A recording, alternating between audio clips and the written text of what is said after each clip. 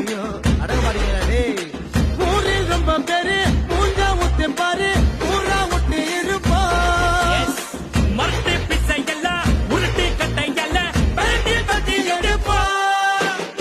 சொக்கா மாட்டுன்னு சொல்லி பக்க பண்ண சொக்கால புடிப்பா பீடா போட்ட மாதிரி பாய கொய்ய பிட்டு தாத்தா கட்டி வருவோம் சம்பவம் செய்யும் வேலைய எல்லாம் 5-6 வாரம் ஒத்திப்போடு வம்புக்கு யாரும் வந்தாலும் கூட வள்ளலார் போல வணக்கம் போடு